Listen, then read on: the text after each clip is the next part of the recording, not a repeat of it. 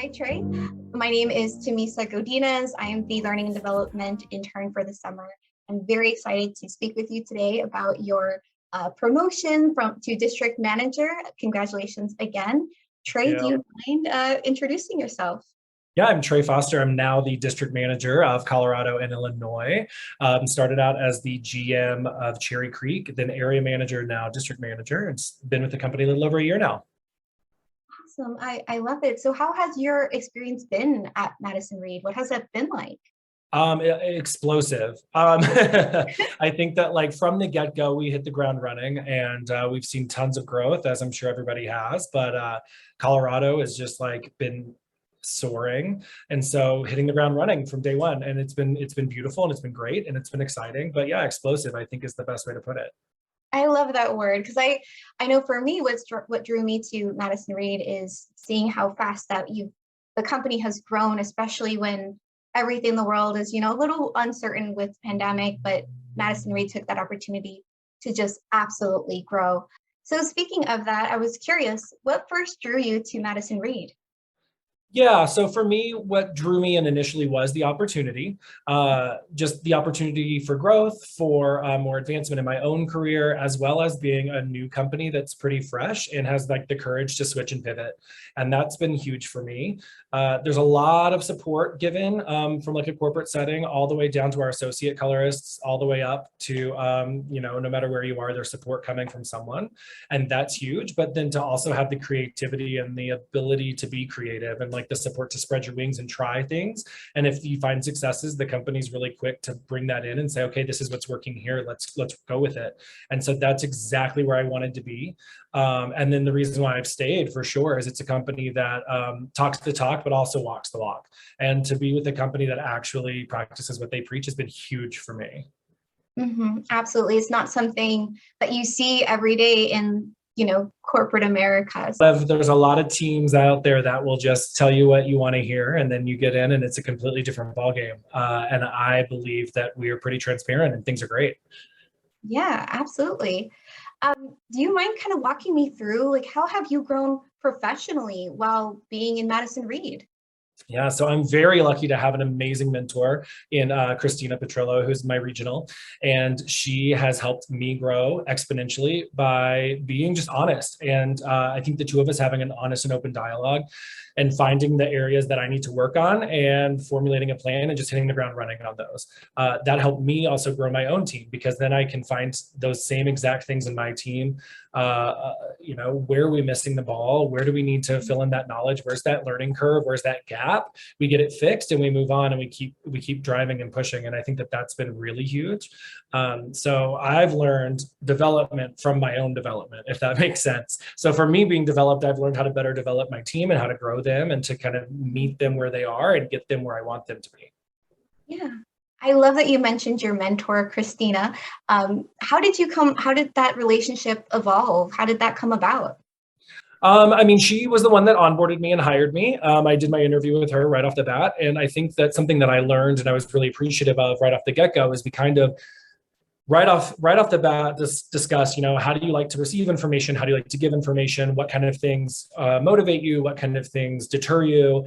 And just had kind of one of those conversations pretty often during the first couple of weeks, just to make sure that we were on the same page and aligned. And I think because we took a little bit of time to do that at the beginning, the sky's the limit. And so we built a really strong working relationship right off the bat. And there's a couple other GMs at the same level that I built the same kind of relationship with. And so we were able to help each other grow and develop other skills based on our, wins. And so, yeah, I think that she just facilitated a lot of that right off the bat. Yeah, I love that you're mentioning that it's kind of like a community effort. Like you built this relationship with Christina and you develop relationships with other people and you just continue to grow together. That's absolutely. We can't do it alone. We all know that. Anybody who's been in a color bar knows you can't do anything alone in there. You need that strong support from everyone from the ground up. And so like realizing that and building that from the get-go, as soon as you meet people, it's not, oh, here's this other person in my company. It's here's a great new connection. Let's help each other grow. Let's help each other like tackle this next chapter for Madison Reed. And that's kind of the attitude we all have out here. And so I love that. Yeah, absolutely. So what advice would you have for a colorist barely joining Madison Reed? Hang in there. It's all worth it, right? I think that that's something that you can get in your own head about really easy. And, we all have those days. And in the hair color bars, it's client after client, and it's a different hustle than maybe a lot of colorists are used to. But the opportunity and the support that's built in and integrated into the system and the company is so honest and, filled with love. And that if you just hang in there and you trust that the company does have your back, and everyone, there's so many amazing people all the way through the company that are working their tails off to make sure that everyone is happy and that everyone makes a lot of money and that everyone, has that work-life balance. Everybody has your best interest in mind. And so it's having the courage to be open and honest if something's not going well, and to speak up and not to be scared of speaking up, but to just hang in there, because if there's an issue, let us know about it and we're all going to do our best to make it better. Absolutely. That open and honest communication is so important. Oh, yeah. Yeah. So what has been your biggest accomplishment? I'm super proud of my little baby Cherry Creek. We came in, and it was, I think day one, there were 3 of us when I came in, me and 2 colorists. And now we've not only we're almost doubling from what we came in with net revenue wise, but we also just have a much stronger team. We had a team of 3, now we're up to 6, almost 7.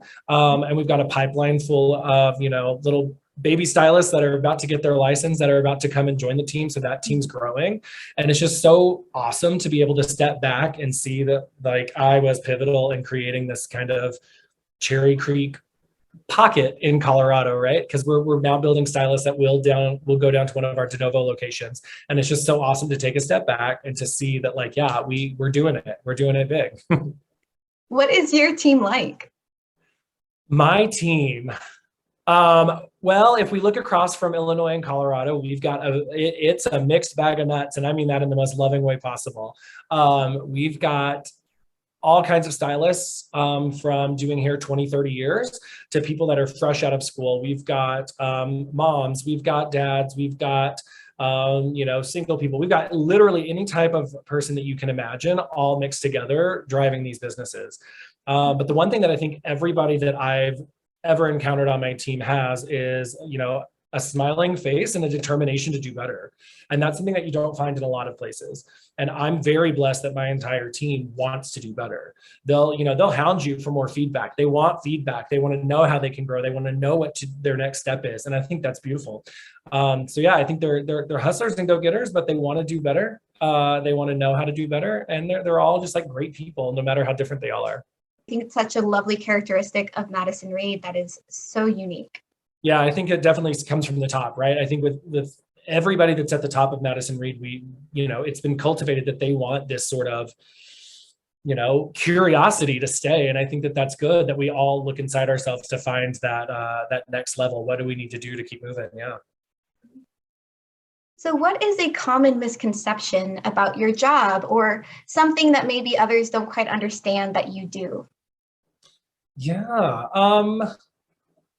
I don't really believe anybody on the outside looking in realizes how much actual like business development and just day-to-day data is inside of this job. Even when I talk to my own parents, my mom's always like, I forget that you're like in business. And I'm like, I know.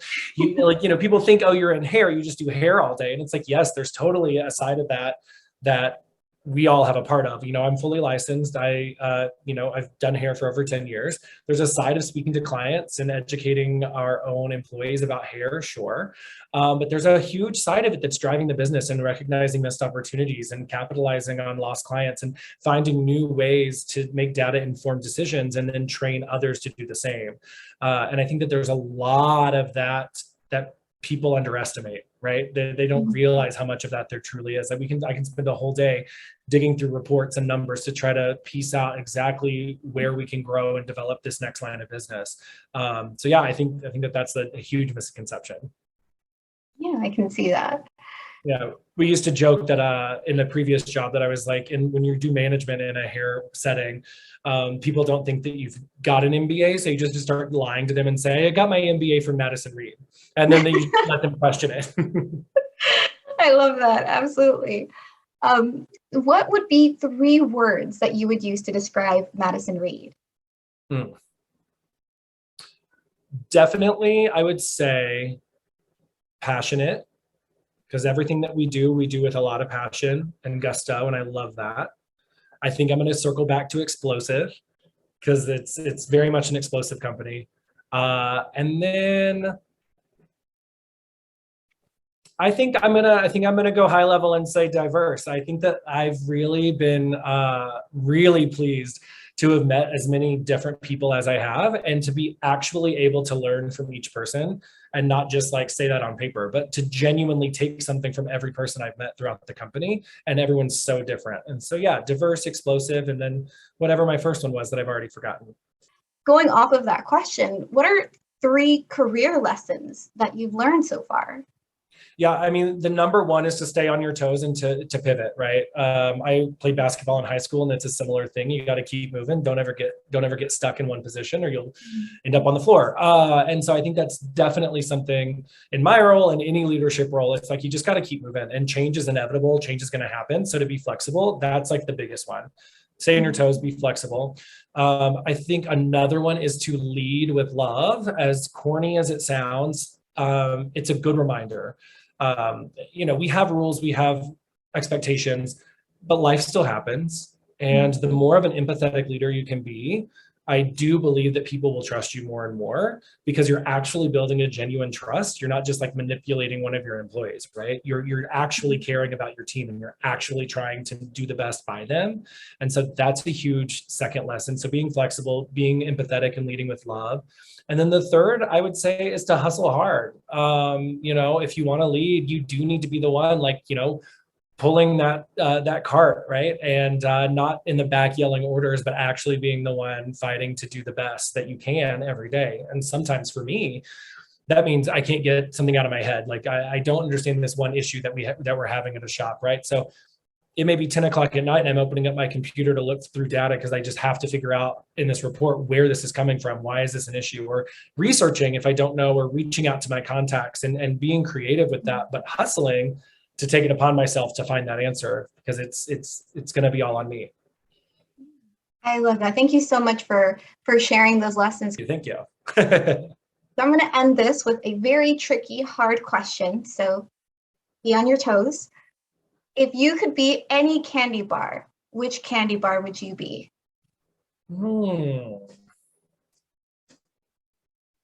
Okay. So I'm not big into candy bars, but there's one candy bar that every time, and I can get them here, but it's like anytime I go to Europe, I gotta snag it, because I swear it tastes better. And so the reason that I would be a Cadbury Dairy Milk bar is because it's special, and there's something about it that I don't really need it all the time. It's not one of those I need to see all the time, or be right next to, or hear from all the time. But when I do, I remember it, and it's special, and it stays with me, and I tell everybody else to go grab one, but they got to do it in Europe. You know what I mean? It's got to be special. Absolutely. So if I was got to be a candy bar, I'd want to be pretty special. So I'll take that one. I'll say that. Absolutely. And you're that special candy bar. I got to say, this was such Well, a pleasure talking much. with you. Thank you so much again, Trey, for talking with us and sharing your experience. We definitely really appreciate it. Thank you. Of course. Thank you so much, and enjoy your summer internship. What is this pounding in my chest? I'm feeling things I've never felt before. Yeah, I think it's confidence telling me things I've never